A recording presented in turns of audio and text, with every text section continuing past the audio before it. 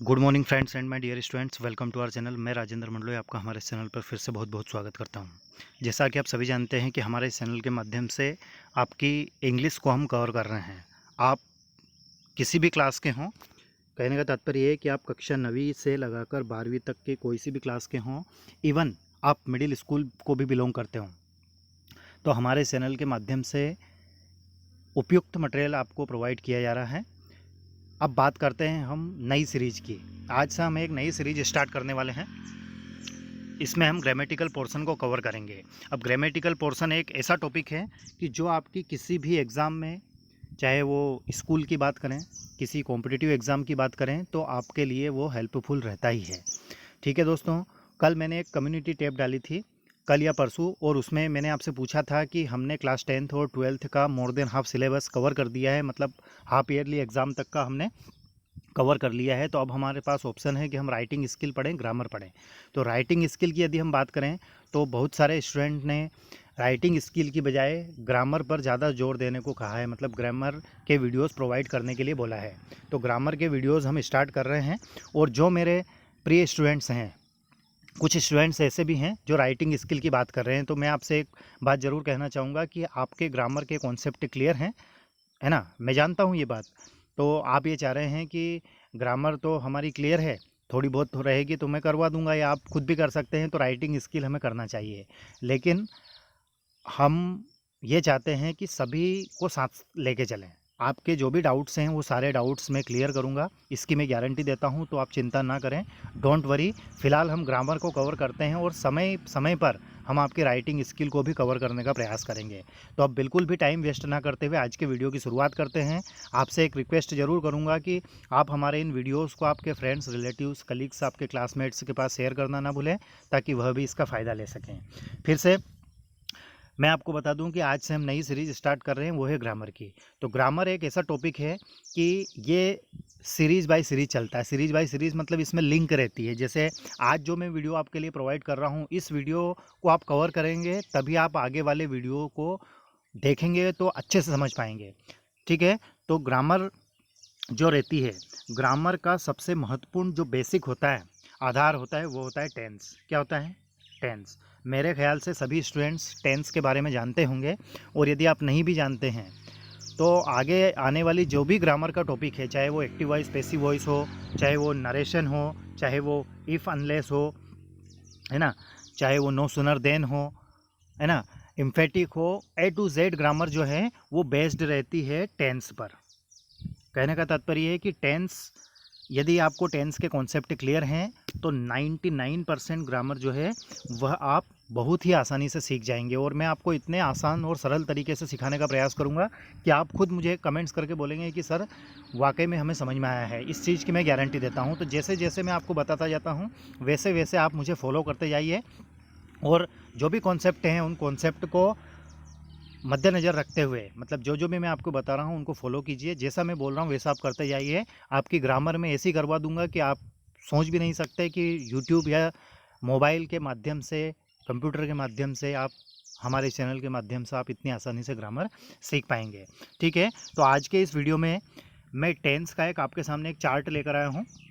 इस चार्ट में जो हमारे तीनों टेंस होते हैं, जैसे प्रेजेंट, पास्ट और फ्यूचर, इनके फिर चार चार होते हैं, जैसे प्रेजेंट इंडेफिनेट, माफ़ कीजिएगा, इंडेफिनेट कंटिन्यूस, परफेक्ट और परफेक्ट कंटिन्यूस। मतलब कहने का तात्पर्य है कि जो 12 टेंस हैं, इन 12 टेंस के कॉन्सेप्ट मैं आपको इस वीडियो के माध्यम से क्लियर करूंगा। यदि आपको टेंस पूरे कंप्लीट आप नहीं कर पाते हैं तो कोई भी दिक्कत नहीं है। आपको टेंस में सिर्फ कौन सी चीज़ें याद रखना है?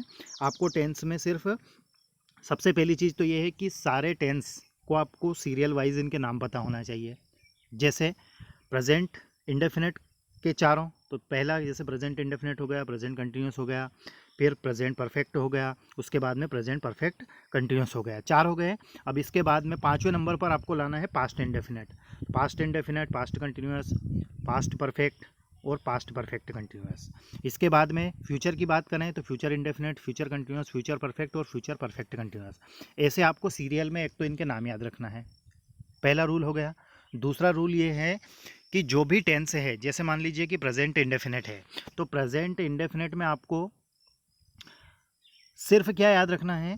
इसमें वर्ब की कौन सी फॉर्म लगेगी और हेल्पिंग वर्ब कौन सी लगेगी। बस जैसे मैं आपसे पूछता हूँ कि प्रेजेंट इंडेफिनिट में वर्ब की कौन सी फॉर्म लगेगी, तो आपको उसी टाइम जवाब देना है कि सर वर्ब की फर्स्ट फॉर्म लगती है। फिर मैं आपसे पूछूं कि प्रेजेंट इंडेफिनिट में हेल्पिंग वर्ब कौन सी लगती है, तो आप बताएंगे कि सर डू और डज लगती है। फिर मैं आपसे पूछूं कि डज कब लगता है, तो आप बताएंगे कि सर सिंगुलर जैसे ही सी इट नेम के साथ में डज लगता है, और यदि subject I we they you हो तो उसके साथ में डू लगता है। ये ऐसे कॉन्सेप्ट आपके क्लियर होने चाहिए। बस यदि आपके ये कॉन्सेप्ट क्लियर हैं तो यूँ समझ लीजिए कि आप मोर देन 90% आपकी ग्रामर मैं कंप्लीट करा दूंगा। ठीक है, तो चलिए मैं आपको यहाँ बता देता हूँ। यहाँ पर जैसे प्रेजेंट, पास्ट और फ्यूचर 3 टेंस दिए गए हैं, और इस कॉलम में दिए गए हैं इसके चारों, जैसे प्रेजेंट इंडेफिनिट, कंटिन्यूअस, परफेक्ट और परफेक्ट कंटिन्यूअस। तो देखते हैं, जैसे प्रेजेंट इंडेफिनिट की हम बात करें। अब हमारे इस चैनल के माध्यम से ऐसे स्टूडेंट्स भी जुड़े हुए हैं जो कि कक्षा 9वीं और 10वीं में हैं, 6ठी, 7वीं, 8वीं में हैं। तो कक्षा 6ठी से लगाकर 10वीं तक ट्रांसलेशन आता है। क्या आता है? ट्रांसलेशन। ट्रांसलेशन मतलब जैसे उन्होंने बोल दिया कि राम स्कूल जाता है। अब राम स्कूल जाता है तो इसको हमें इंग्लिश में ट्रांसलेट करना है, परिवर्तित करना है। तो क्या होगा? राम स्कूल जाता है तो हिंदी में हमें उसको पहचानना पड़ेगा कि ये किस टेंस का है। तो जैसे उसमें लिखा हुआ है ता है, राम स्कूल जाता है, तो ये ता है, इसकी पहचान हो गई। तो ये प्रेजेंट का हुआ है, देखो यहाँ लिखा है ता है, ती है, ते हैं, है ना। तो ये कक्षा 6ठी से लगाकर 10वीं तक ऐसा होता है, लेकिन 11वीं 12वीं में या आगे की जो भी क्लासेस आपकी हैं उनमें ट्रांसलेशन नहीं आता है, तो उनके लिए भी है ये चार्ट। तो आपको ये चीज़ें भी याद रखना है। और यदि आप 11वीं 12वीं के स्टूडेंट्स हैं, 11th 12th के, तो आपको सिर्फ ये चीज़ें याद रखना है कि कौन सी वर्ब की फॉर्म लगेगी और कौन सी हेल्पिंग वर्ब लगेगी।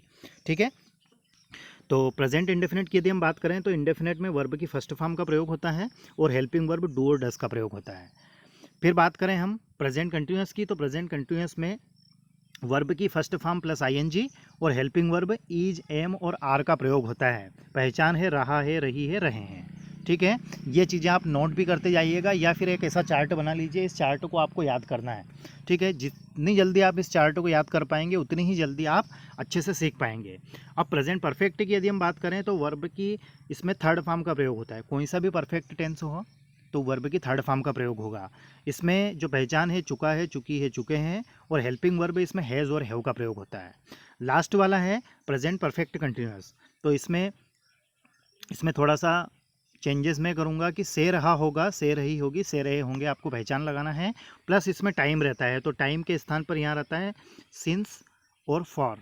सिंस का प्रयोग कब होता है और फॉर का प्रयोग कब होता है, ये मैं आपको स्पेशल वीडियो इसका एक बना दूंगा कि सिंस और फॉर का प्रयोग कब होता है। फिलहाल आप सिर्फ ये याद रखिए कि कौन सी वर्ब की फॉर्म और कौन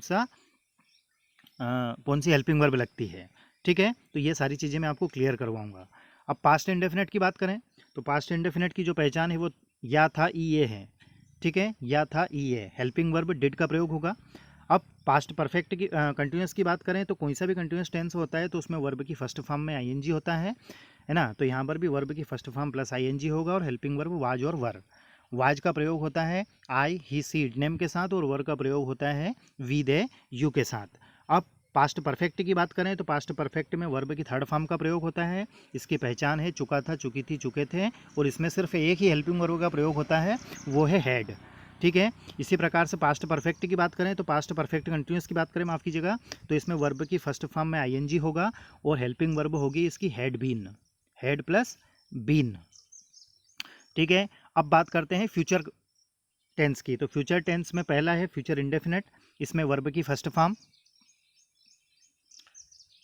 ठीक है, और हेल्पिंग वर्ब सेल और विल का प्रयोग होता है। अब फ्यूचर कंटिन्यूस की बात करें तो वर्ब की फर्स्ट फॉर्म में ING, helping verb shall be, will be, और पहचान रहेगी रहा होगा, रही होगी, रहे होंगे। नेक्स्ट है फ्यूचर परफेक्ट की बात करें तो इसमें वर्ब की थर्ड फॉर्म का प्रयोग होगा, चुका होगा, चुकी होगी, चुके होंगे, ये इसकी पहचान है, और helping verb shall have, will have. अब फ्यूचर परफेक्ट कंटिन्यूस की बात करें तो इसमें वर्ब की फर्स्ट फॉर्म में आईएनजी, से रहा होगा, से रही होगी, से रहे होंगे, प्लस सिंस और फॉर का प्रयोग होगा। ठीक है दोस्तों, और हेल्पिंग वर्ब जो इसकी रहेगी वो रहेगी सेल हैव बीन और विल हैव बीन। इस प्रकार से ये आपका टेंस का पूरा चार्ट यहाँ पर कंप्लीट होता है। आपको सिर्फ ये ध्यान रखना है कौन से टेंस में कौन सी वर्ब की फॉर्म लगती है और कौन सी हेल्पिंग वर्ब लगती है। सिर्फ आप यदि इतना याद रखते हैं तो आगे की जो भी ग्रामर मैं आपको प्रोवाइड कराऊंगा वो आपको बहुत ही इजीली और आसानी से आप समझ पाएंगे। इस बात का एहसास आपको खुद को होगा जब आप इस चार्ट को अच्छे से याद कर लेंगे। ठीक है, उम्मीद करता हूँ कि आपको हमारा वीडियो अच्छा लगा होगा। यदि ये वीडियो आपको पसंद आया है तो हमारे इस चैनल को आप सब्सक्राइब करें, बेल आइकॉन को दबाएं, ताकि आपके पास जैसे ही हम वीडियो प्रोवाइड करें तो आपके पास नोटिफिकेशन आ जाएगा और आप उसको देख सकें। साथ ही मैं आपसे एक रिक्वेस्ट ज़रूर करूंगा कि आप हमारे इन वीडियोस को, हमारे इस चैनल को आपके फ्रेंड्स, रिलेटिव्स, क्लासमेट्स के पास शेयर करना ना भूलें। दूसरी जानकारी ज़रूर दूंगा कि कक्षा 10वीं और 12वीं का हमने लगभग 10-10, 11-11 चैप्टर कंप्लीट करा दिए हैं। उसमें एक्सरसाइज भी करवा दी है, तो आप उन वीडियोस को देखने के लिए प्लेलिस्ट में जाकर देख सकते हैं।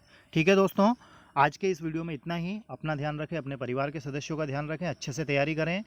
Thank you very much for watching. Stay home, stay safe and please take care of yourself. Thank you very much.